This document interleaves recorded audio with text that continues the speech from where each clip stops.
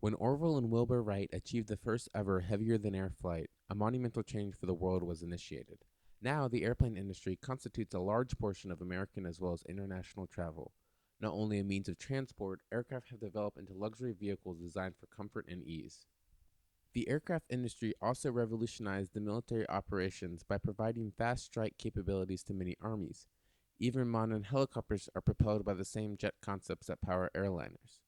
But what exactly makes up these engines? How do they come into being? What is the design process? And what do engineers and designers have to take into consideration when constructing these? These primary questions will be addressed in this video.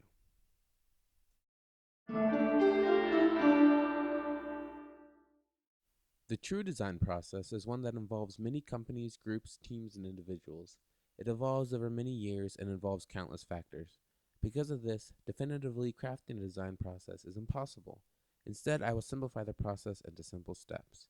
While these cover the primary steps in the design process, by no means are they all inclusive.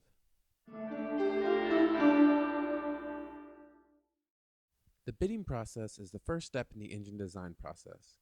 This occurs when an aircraft company, such as Boeing, gives out the details of a developing plane, and engine companies, such as General Electric, make bids on how they can address the needs of the aircraft company.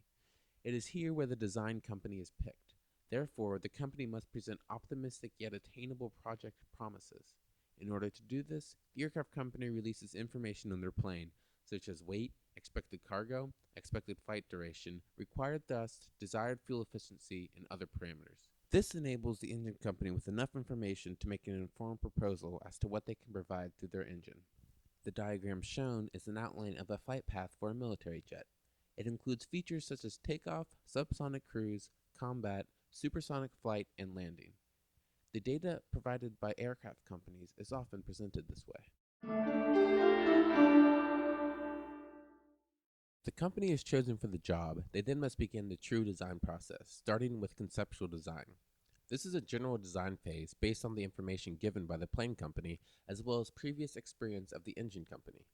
The demand of the plane and the expected flight pattern is taken into consideration in order to make predictions as to the engine specifics such as compression stages, rotor and stator airfoil design, compression ratios, combustion chamber size, and other general engine components.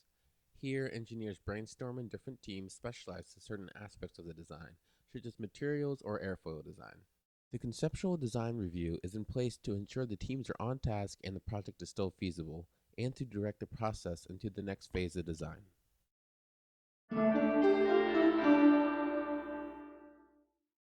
Next, the design becomes more in-depth with the preliminary design. Here, the engineer specifically designed the components of the engine based on the preliminary estimations. As in the conceptual design phase, different teams work on different aspects, though cross-team cooperation is paramount to successfully achieving goals. Again, reviews are in place to track the progress of the build. If it comes to light that a certain part of the engine cannot currently be realized, various steps may be taken. Often the teams must go back and redesign for a feasible product. However, if this is not possible, such as when the needed materials do not exist yet, the company may choose to put money towards research and development of new materials or methods. Finally, if the cost to do this is not logical, the company may drop the contract, though at a hit to both its reputation and its financials.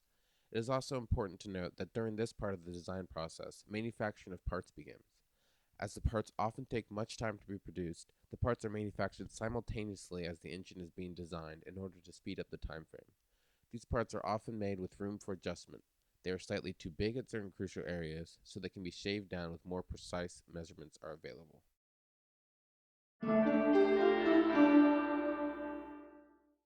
Detailed design is used to clean up any errors and shortcomings in the preliminary design. The new, more accurate measurements are given to the manufacturers and the parts are adjusted.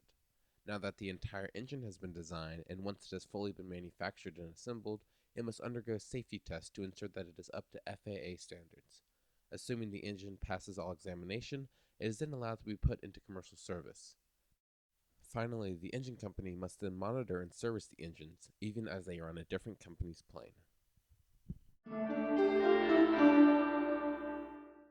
Many different careers are available somewhere in the design process. They vary from human resources to financial advisors to program management. However, there are some primary engineering related careers. In mechanical engineering, there is hardware design, stress life analysis, and installation engineering. These fields focus on developing the physical components of the engine and asserting they do not break or fracture. In aerospace, there is performance engineering, aeromechanics, and secondary flow system design. These focus on conceptualizing elements like flow path through the engine or airfoil design. Materials science has alloy and composite development, applied materials science, and failure analysis, focusing on developing the materials for the mechanical engineers to use and, if parts were to fail, determining the cause. Finally, industrial engineering plays a role in development of the production process as well as the welding processes, perfecting techniques such as TIG welding, MIG welding, and inertia welding. Inertia welding is shown here.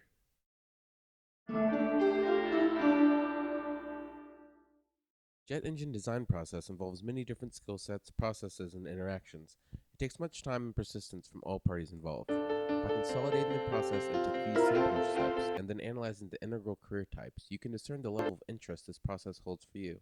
I hope this video has helped in this, and thank you for watching.